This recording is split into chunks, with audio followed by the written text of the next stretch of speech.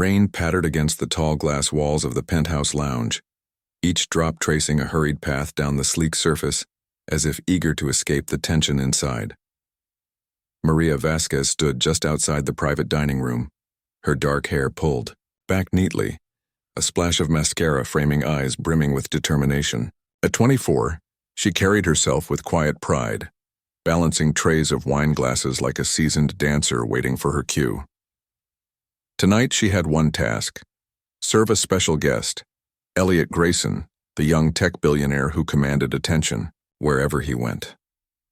Maria had arrived in New York 2 years ago, clutching a tattered suitcase and a single photograph of her mother in a hospital bed. She left behind a small town where dreams wilted fast, replaced by the constant hum of machines and the sterile smell of antiseptics. Here, in this glittering city, she found work at the Penthouse Lounge, a place where fortunes were made and broken over fine wines and whispered deals. It was more than a job. It was her lifeline. Every tip she earned went straight to her mother's medical bills and, on rare evenings, a modest apartment she called home. She paused to steady her breath as she stepped into the dining room, where a long, polished table gleamed under soft lights. The walls were lined with abstract paintings, each stroke of color demanding respect. At the far end, Elliot Grayson sat alone, his posture casual yet confident.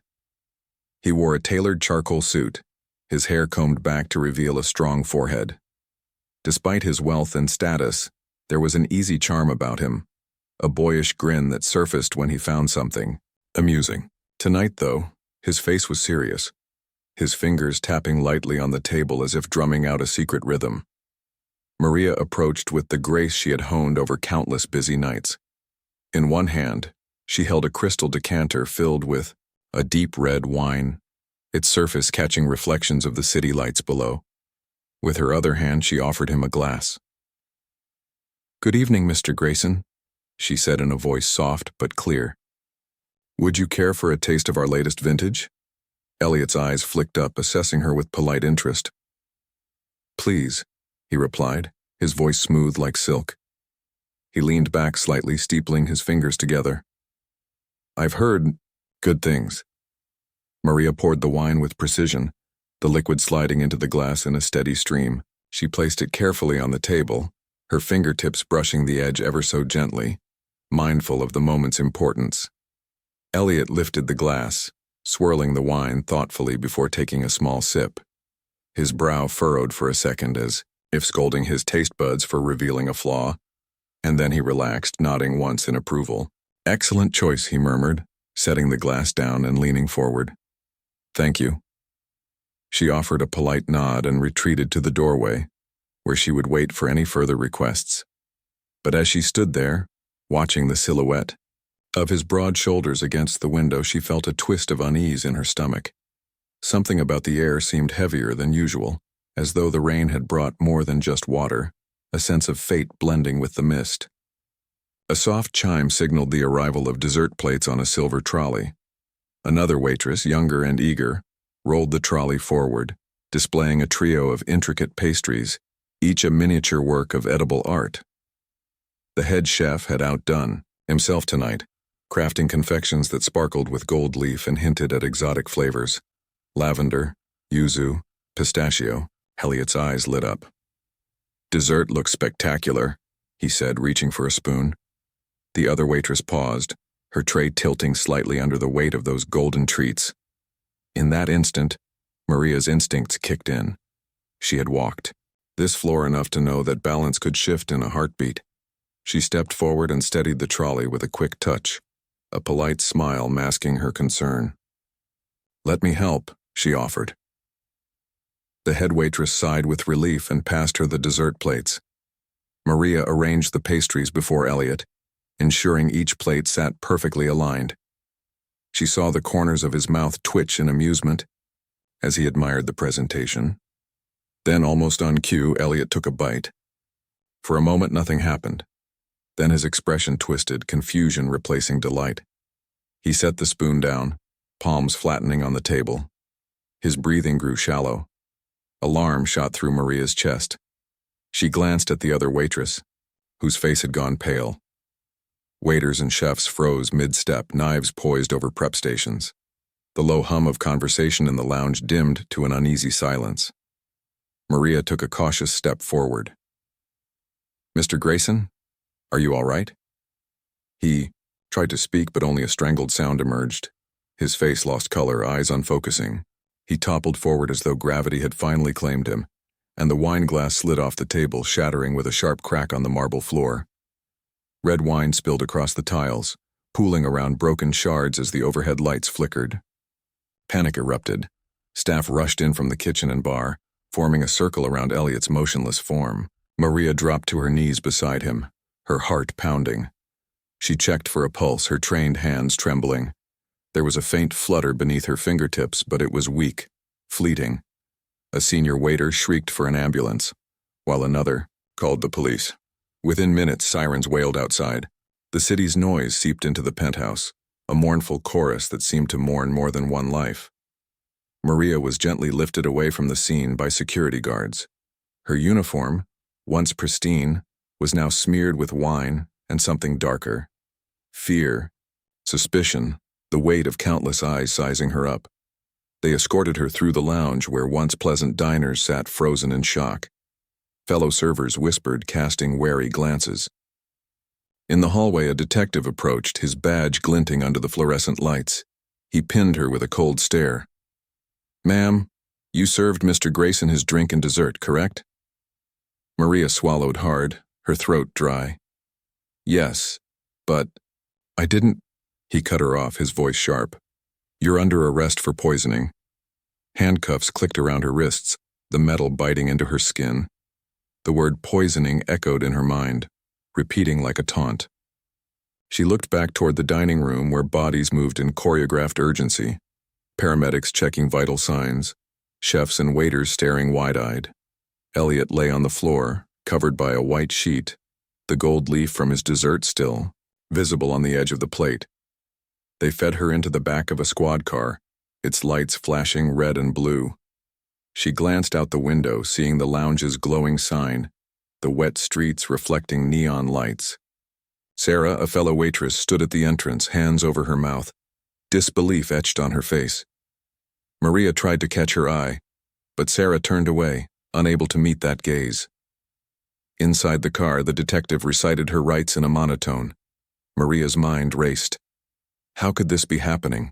She had watched every move, served every dish with care, spoken only kind words. Her heart ached thinking of her mother, who waited for her call, her gentle voice asking when she could come home. Now, instead of returning to the small apartment they shared, she was headed to a cell. At the station, harsh fluorescent lights revealed every crease in her uniform and every crease in her spirit. Officers took her fingerprints, her photograph, cataloging her as a criminal. The words of the arresting detective rang in her ears. "You had motive. You served the drink. You're our primary suspect." No one asked if she had no reason to harm a man she barely knew. No one asked about her mother's illness or her struggle to keep them afloat. In the interrogation room, a single bulb swung overhead, its dull light throwing long shadows across the table. Maria sat across from two detectives, their faces stern. One slid a file toward her, the pages filled with statements, witnesses, staff logs, fingerprint reports. They accused her of tampering with the dessert, of slipping poison into Elliot's pastry before presenting it. They claimed surveillance footage showed her lingering too long at the table, that security found residue on her gloves. Maria's breath caught. "I didn't do any of that," she insisted, voice trembling but resolute. "Everything I did by the book. I measured the wine. I placed the plates just so. I care about my job. I care about my mother. Why would I risk everything?" Silence settled over the room. The detectives exchanged glances, unmoved by her plea. Hours felt like days as they probed her story, repeating questions, offering no answers. At last, the door opened and an officer came in saying, "You'll be held overnight. We have enough for charges." They led her away, her legs feeling like lead. In her cell, the cold metal bench offered no comfort. She curled inward, clutching her jacket to her chest as if it could shield her from the injustice she faced. Outside, the rain continued its endless tapping on concrete and glass, oblivious to sorrow and accusation. Maria closed her eyes, fighting tears she refused to let fall. She repeated her mother's favorite saying in her mind, "Even the darkest night must end and the sun will rise." As the city slept, Maria vowed to herself that she would find the truth and clear her name. She would not let fear win. Her mother depended on her strength. And somewhere beyond these cold walls, someone held the real answer to Elliot Grayson's sudden collapse. Whoever it was, Maria would uncover their secret. She would face whatever storm lay ahead, determined that justice would prevail before the sun set on her dreams. The city's glare felt harsher through the slatted windows of the holding cell. Maria Vasquez pressed her forehead against the cool metal bars, trying to steady her racing heart. News cameras had already plastered her face across every morning, calling her a cold-blooded killer and a fortune hunter. She pictured her mother at home watching those same images, heartbreaking with every hateful word. The tiny apartment they shared suddenly felt miles away. Meanwhile, hundreds of miles from New York, twin brothers Caleb and Jude Grayson sat in a sleek corporate suite overlooking the Pacific. They had learned of Elliot's death through a terse email from the family lawyer. At first, they thought it was a cruel hoax. Elliot had been the restless one of the three, always chasing the next big idea, never his own funeral. But as messages and phone calls piled up, the horror sank in. Their only brother was gone, and a waitress named Maria stood accused of murder.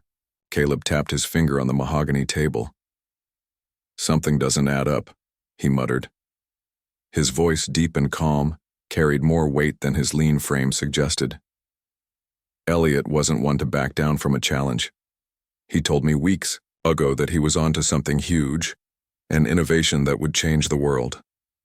Jude leaned forward, his identical features mirroring Caleb's but with eyes that burned brighter, more restless.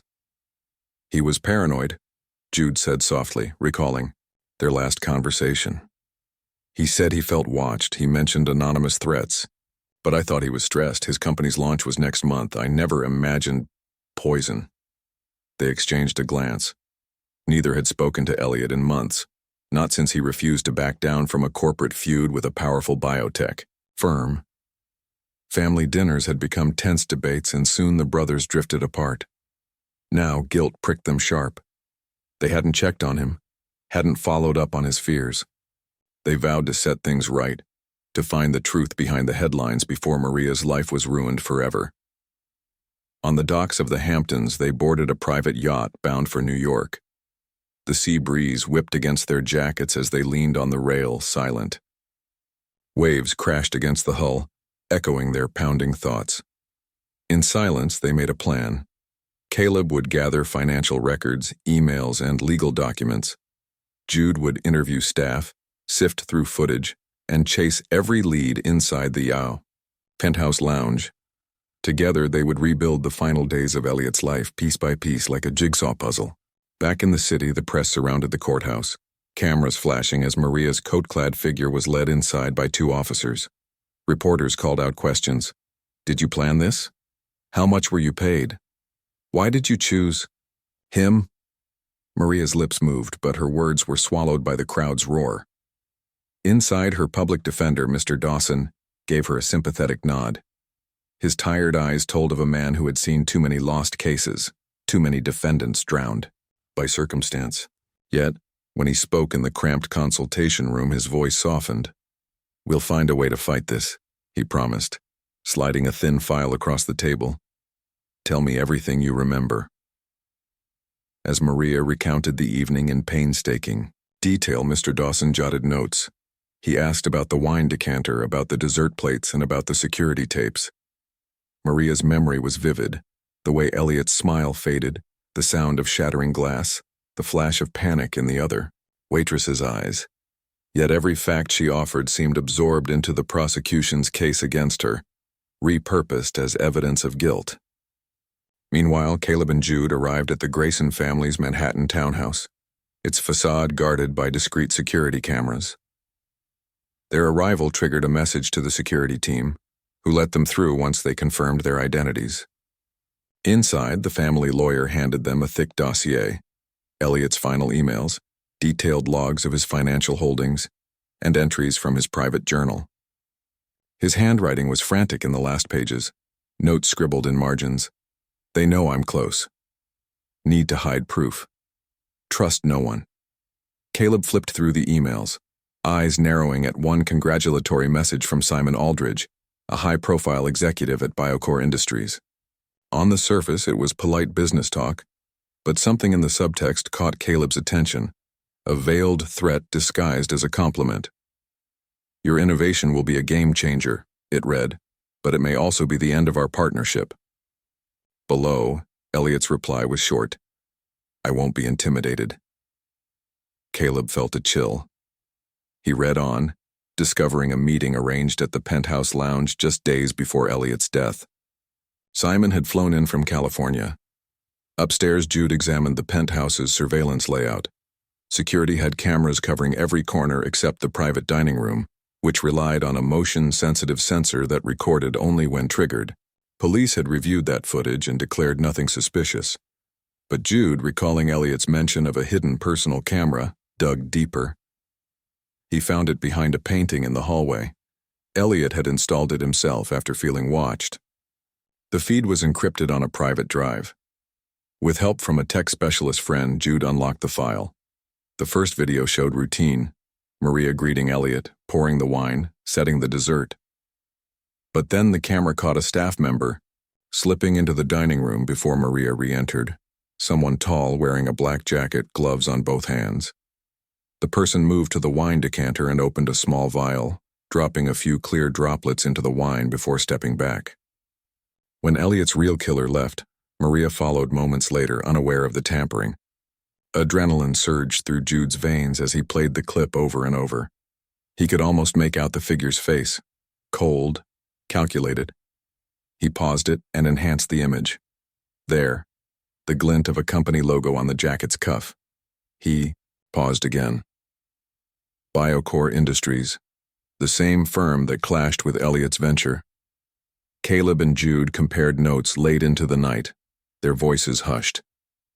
Maria's case was moving forward, prosecution set to call expert witnesses to declare poisoning. But now the brothers had proof that pointed to someone else entirely. They raced to Mr. Dawson's office, documents and video drive in hand. At 2 a.m., under fluorescent bulbs, they laid out the timeline.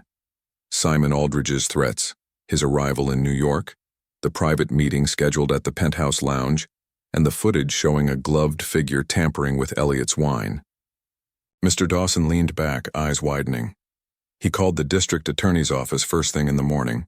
By dawn, a flurry of legal papers were filed, motions to reopen the case, subpoenas for Biocore's travel records, and a demand for security footage from local traffic cameras. News of the new evidence leaked to the press, sending shockwaves through the city. Headlines shifted from Maria's supposed guilt to questions about Biocore's involvement. Simon Aldridge's name appeared in almost every article, alongside phrases like possible motive and corporate espionage. In the courthouse hallway, Maria's wrists no longer bore cuffs. She stepped into the dim corridor, clutching her coat around her. Reporters were at the ready, but this time their questions were different. Is justice finally coming? Did you ever doubt your innocence? Maria breathed deeply and answered with a quiet strength. I never stopped believing the truth would come out. Caleb and Jude stood by a window, watching as Maria walked free. Rain began again, but this time the drops felt like cleansing tears. The twins exchanged a glance, relief, sorrow, and determination all mingling in their eyes. Their brother's death remained a tragedy, but in clearing Maria's name, they had honored Elliot's last wish, that the truth, no matter how hidden, should never stay buried.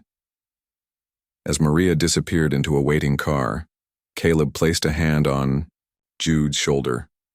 We did it, he whispered, though both knew the fight was far from over. They still needed to bring Simon Aldridge to justice, to expose the corruption that led to their brother's untimely end. But for now, as the city slept and dawn broke over the skyscrapers, they allowed themselves a moment's peace. Maria would return to her mother, free from fear, and the twins would carry Elliot's legacy forward, united at last by a mission that transcended boardrooms and broken promises. In the hush before morning fully arrived, they made a silent vow. No more secrets, no more lies. Only the truth. Because sometimes, that was the most powerful force of all. The afternoon sun slanted through the tall windows of the Grayson townhouse study, where Caleb and Jude spread out every scrap of evidence they had: printed emails, staff rosters, security logs, and the cracked open hard drive that held Elliot's private recordings. The room smelled faintly of old leather and cedar, a comforting reminder of the home they had shared as boys before ambition pulled them apart. Now, that very ambition had taken their brother from them, and they were determined to honor his last wishes by uncovering every hidden truth. Caleb held up a grainy still from the private camera, the one Elliot had secretly installed after he confessed to feeling watched. The frame showed a gloved hand hovering over the decanter just before. Maria returned to pour the wine. "Look at this," he said, voice low but urgent. Who else knew about this room's layout? Only staff and a handful of security. He tapped a line in his notebook where he had listed every person with clearance that night. Jude nodded, eyes sharp. "We need to cross-check that list with who was on duty and then see who had a reason to tamper." He reached for the staff roster, which included names, positions, and shift times, then flipped to a page scribbled with notes. Biotech meeting, private dinner, special guest. Their first call went to Gloria, the Penthouse Lounge's head hostess. She had worked there for years and knew every personality that passed through. She agreed to meet them discreetly at a quiet cafe near Central Park. When Caleb and Jude arrived, Gloria was already seated, her posture tense but determined.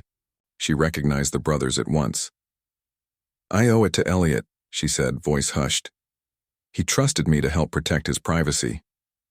She slid a folder across the table.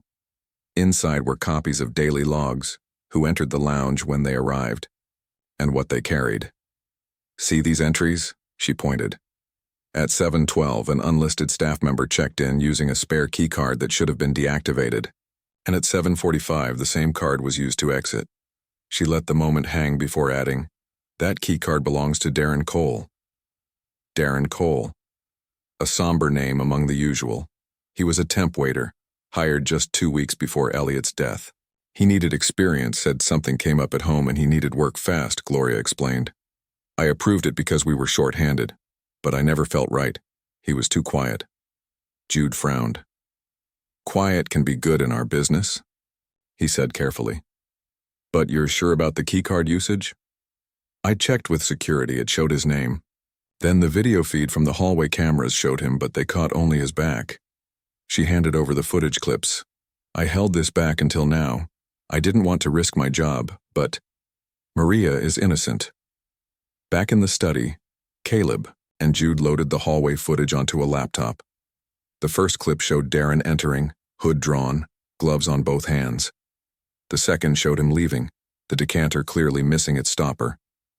Jude paused the video at the moment Darren's glove brushed the rim of the glass. The motion was quick, practiced. "He knew what he was doing," Jude said, voice tight. "He placed the poison, then left without anyone noticing." Caleb looked up from the emails again. "Now let's connect Darren to Biocore Industries." He pointed to an email from Simon Aldridge, the executive at Biocore, congratulating Elliot on his upcoming product launch, even as he hinted at unforeseen obstacles. "Darren's mom works for Biocore. I found her on LinkedIn. She's in their HR department. It's possible Darren was coerced," Jude suggested. "Threats to his family, maybe." He tapped a note. "Elliot's journal mentions threats from someone close to his project." He wrote, "They have faces I know, but their names elude me." The brothers made 2 more calls, one to a private investigator who specialized in corporate espionage, and another to an old friend of Elliot's who had been working with him on the new biotech venture. Both confirmed that Elliot had been on the verge of revealing a scandal. Biocore was conducting unauthorized tests on lab animals, bypassing safety protocols. His exposé would have triggered an FBI investigation and cost the company millions. By late evening, they had built a timeline. Darren was recruited through his mother's connection to BioCore, promised money if he helped deliver a message. He was given the vial of clear liquid, enough to kill a man within minutes, along with instructions to tamper with the decanter at exactly 7:45 p.m. and leave without drawing attention. Simon Aldridge's jet touched down just before dinner. He was rumored to have slipped into the penthouse under the guise of a business lunch. Meanwhile, the official security cameras showed only routine service. Jude leaned back, rubbing his temple. The police reviewed the footage and keycard logs, but they never checked Darren's connection to BioCore. They assumed Maria was the only one who touched his drink. Caleb stood and went to the bookcase behind his desk. He pulled out a framed photo of the three brothers, Elliot in the center, smiling with arms around Caleb and Jude. He traced the glass with his finger. "We need to get Darren to talk, and then we need to find Simon Aldridge's travel records to prove he was here that night." They reached out to Mr. Dawson again, sending him the compiled evidence. Gloria's logs, the keycard timestamps, Darren's identity and connection to BioCore, plus Elliot's private video. They requested a meeting with the district attorney, emphasizing the new proof pointing to a corporate conspiracy rather than a simple waitress's mistake. The next morning, Caleb and Jude arrived at the district attorney's office as the city hummed to life. They were met by Assistant DA Claire Kim, who had taken interest in the reopened case. Her expression was grave but professional. "This material is compelling," she said, scanning the documents. "We'll need to interview Darren Cole and subpoena BioCore's internal communications." "Anything you need," Caleb replied. "We just want the real killer brought to justice." Within days, Darren was in a small interrogation room, pale and shaking. He admitted to his role in the scheme, how he was approached by a man he later identified only as a BioCore executive. Given the vial and told to act like any other server, Maria's name was never mentioned until after Elliot collapsed. He confessed that the plan was to frame the waitress, divert suspicion, and let the scandal blow over. He tearfully described how guilt had eaten at him ever since. As Darren spoke, Jude and Caleb watched from behind one-way glass. Their hearts pounded, but they held their composure. When Darren finished, they handed his statement to the DA. "This is what Elliot wanted," Caleb said quietly. He was determined to expose BioCore's wrongdoings no matter the cost. Next came the subpoenas for Simon Aldridge's travel logs and phone records. They showed that his private jet had indeed landed in New York at 5:30 p.m. the night of the dinner. Call logs placed him near the penthouse lounge. Even more incriminating was a message found in his corporate email, a draft titled Operation Silencer, marked for deletion, outlining plans to neutralize threats to the company's interests. Beneath it, a line read, "Use the temp staff to send a message. Ensure her story is convincing." With this mountain of evidence, the district attorney moved to indict Simon Aldridge on charges of conspiracy to commit murder and obstruction of justice. BioCore Industries faced a federal investigation not only for animal testing violations, but now for corporate homicide. News of the indictment dominated the headlines. Billionaire's death tied to biotech plot. Waitress vindicated as twins expose murder conspiracy, and BioCore executive charged in Grayson case. In the midst of this whirlwind, Maria Vasquez began picking up the pieces of her life. The charges against her were dropped, and she received a letter from the DA's office expressing regret for the suffering she endured. She was free to return to her mother's side, and the public sympathy shifted from suspicion to admiration. Yet every day she replayed the horrors of that night in her mind, the crash of the glass, Elliot's pained expression, her own helplessness. One afternoon, Maria received an invitation to the Grayson townhouse. She hesitated at the door, memories flooding back before ringing the bell. Caleb opened it, his face lined with fatigue, but warmed by relief. "Come in," he said softly. Inside, Jude waited with a bouquet of lilies, Elliot's favorite flower. They led her to the study where the brothers had painstakingly reconstructed the hidden truths.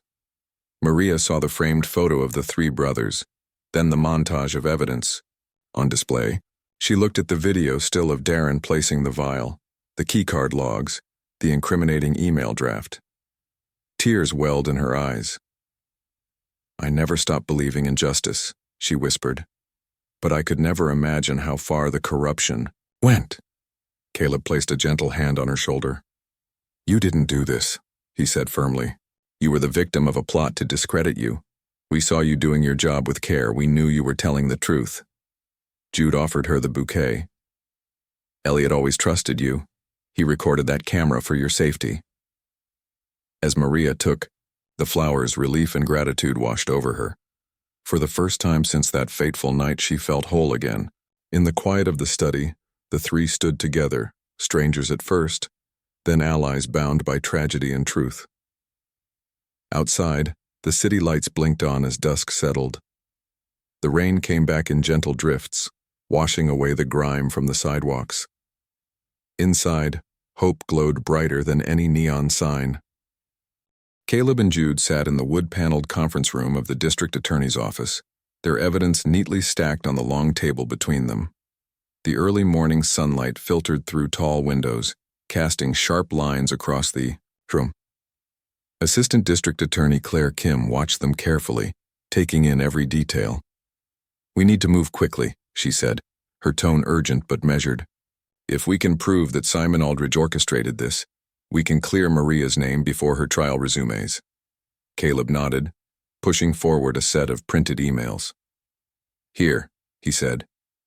"This is Simon's draft message titled, 'Operation Silencer.' It lays out a plan to neutralize threats to Biocor's interests." He tapped the top email. "Read the second paragraph. Use the temp staff to send a message. Ensure her story is convincing. That's Darren Cole, the waiter, who tampered with Elliot's wine." Jude slid the USB drive across the table. "And here is the decrypted video from Elliot's private camera. It shows Darren entering the dining room before Maria, gloves on, and dropping something into the decanter." Claire's pen scratched across her notepad as she absorbed the information. "This is strong," she said. "We'll need Darren's testimony and confirmation of his connection to Biocor. I'll issue subpoenas for Simon's travel logs and corporate emails. We also need Darren to come in voluntarily." She looked up, meeting their eyes. "Are you confident he'll agree to talk?" "He's already given a written statement," Jude replied. "He's scared, but he wants to do the right thing." He handed over Darren's signed affidavit, in which the young man admitted he had been coerced and paid to carry out the poisoning. He was promised protection for his family and a cut of the money. Once it was done, Simon told him to disappear. Claire's lips pressed together. "This will be enough to reopen the investigation. I'll convene a hearing this afternoon to drop the charges against Maria and issue an arrest warrant for Simon Aldridge. We'll also arrange for Darren's protection as a witness." The brothers left the DA's office feeling a cautious hope. The city's noise felt different now, less oppressive, more alive with possibility. They hopped into a black sedan and sped across Manhattan toward the courthouse where Maria was being held. Along the way, they reviewed every step of their plan. They would stand by Maria when she was released, support Darren's cooperation, and make sure Simon could not evade justice. At the courthouse, reporters gathered in a tight cluster, cameras pointed toward the entrance. As Caleb and Jude stepped out of the car, flashes erupted. They made their way inside, their hearts thudding. In the corridor, they found Maria, pale but composed, flanked by her public defender, Mr. Dawson. Her eyes widened when she saw them, relief and disbelief mingling on her face. "Maria," Caleb said softly, offering a reassuring smile. "We have good news. Your charges are being dropped. We have enough evidence to arrest the real culprit." Tears sprang in Maria's eyes. "I can't believe it," she whispered. "Thank you. Both of you." Jude gave her a gentle nod. "We'll be right here with you," he promised. "You're not alone." Inside the courtroom, the judge reviewed the motion to dismiss the charges against Maria Vasquez. The district attorney presented the new evidence, the internal Biocor emails, the video clip, Darren's affidavit, and Simon Aldridge's travel records. The judge listened intently as Claire Kim laid out the case, her voice steady and clear. Your Honor, she concluded. Based on this compelling new evidence, the state moves to dismiss all charges against Ms. Vasquez and to issue an immediate arrest warrant for Mr. Simon Aldridge for conspiracy to commit murder and obstruction of justice. She handed the judge the stack of documents. The judge flipped through the pages, then looked up. Ms. Vasquez, he said, addressing Maria. Based on the evidence presented, the court finds insufficient grounds to proceed with the charges. The charges are hereby dismissed. You are free to go. He pounded his gavel once, and a collective exhale swept through the courtroom. Maria covered her face with her hands, tears of relief streaming down her cheeks. Caleb and Jude rose, stepping forward to stand by her side. Mr. Dawson escorted Maria out of the defendant's box, and the brothers flanked her as they walked out of the courtroom. Reporters called out questions, but they shielded Maria from the press, guiding her into the quiet safety of the hallway. As they exited the courthouse, the rain began to fall in a soft drizzle. Maria paused beneath the awning, looking up at the gray sky. I don't know what to say, she murmured. This feels like a dream. Caleb handed her a tissue. You told the truth, he said gently. That's what mattered. The truth came out. Jude smiled. And now we have to make sure Simon Aldridge faces justice. The next move was clear. The district attorney's office issued the arrest warrant for Simon Aldridge and began coordinating with federal agents to bring him in. Meanwhile, Claire Kim arranged for Darren Cole to enter a witness protection program. He agreed to testify at Simon's trial, understanding that his cooperation was crucial to securing a conviction. 2 days later, at dawn, a well-coordinated operation unfolded at Simon Aldridge's estate in the Hamptons. Federal marshals and local police surrounded the property under a light rain. The mansion's tall iron gates creaked open and the agents moved in swiftly, their uniforms dark against the misty morning. Inside, they found Simon asleep in his study, phone beside him, emails still open on his computer screen. An agent tapped on the doorframe. Simon Aldridge, you're under arrest, he said. The former BioCorp executive sat up, startled, as agents cuffed him. Simon's composure slipped for the first time. His eyes widened in disbelief. This is a mistake, he stammered. I didn't. You have the right to remain silent, an agent intoned, reciting Miranda rights as they led him away. Simon's protests echoed down the hallway, but the agents paid them no heed. In the entryway, one officer powered down the laptop, preserving the draft email marked Operation Silencer. Word of the arrest spread quickly.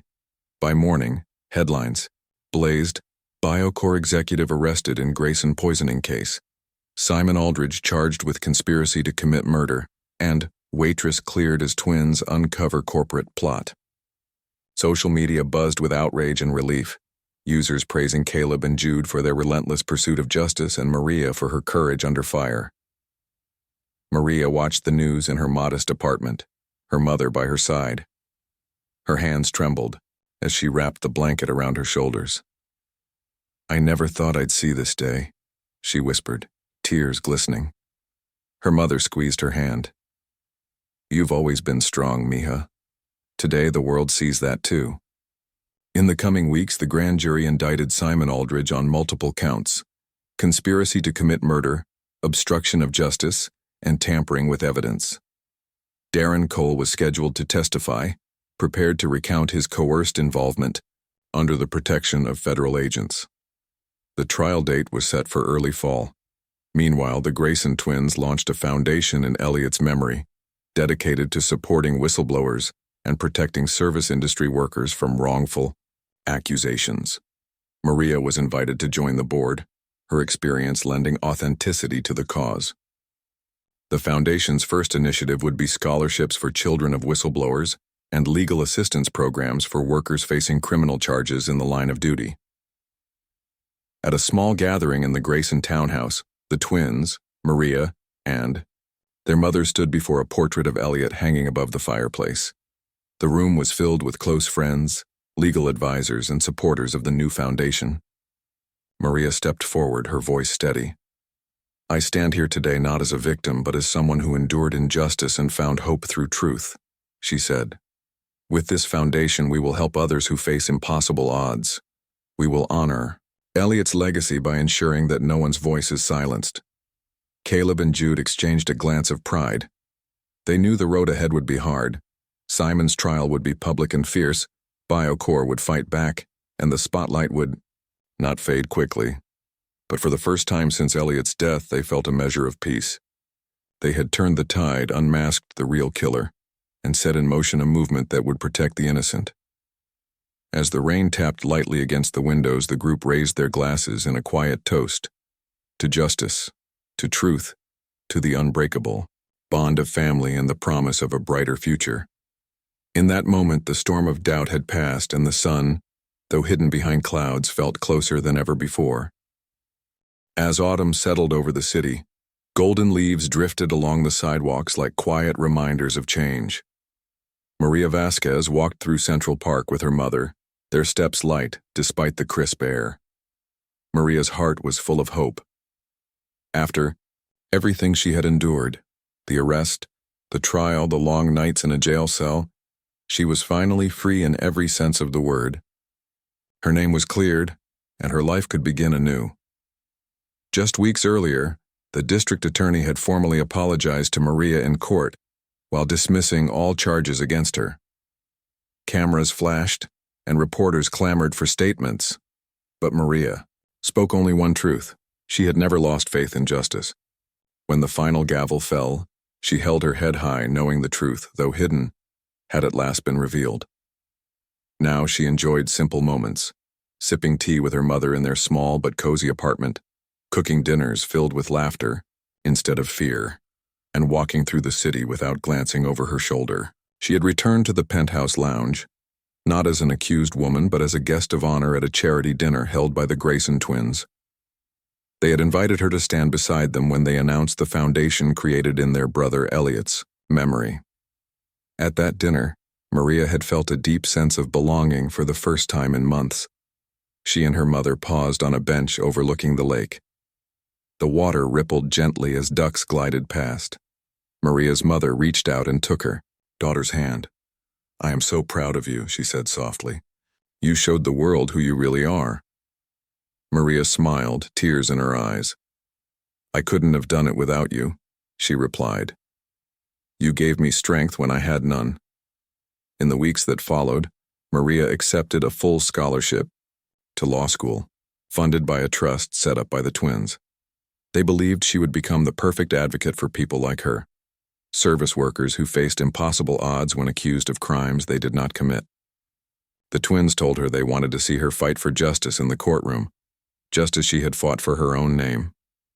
Maria was humbled and honored.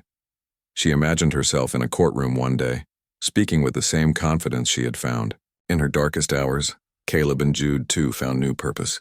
Their foundation, called the Grayson Initiative for Truth, launched several programs: legal aid for wrongfully accused workers, grants for independent journalists, and scholarships for students pursuing law or public policy. They worked tirelessly, hosting fundraisers, meeting with community leaders, and sharing Elliot's story so that no one would forget how one man's determination to do the right thing had cost him his life. Maria visited their office often, offering her perspective as someone who had been there. "We need a hotline," she suggested one afternoon, seated at a long table strewn with brochures and proposals. "Someone should be ready to talk to service workers who feel cornered or threatened. They need advice before they face the police." Jude nodded. "That's a wonderful idea," he said. "We'll budget for it in our next meeting." Meanwhile, the criminal case against Simon Aldridge moved forward. His trial date was set for early November, and anticipation built with each passing day. The prosecution's case rested heavily on Darren Cole's testimony, the hidden video footage, and the draft email outlining Operation Silencer.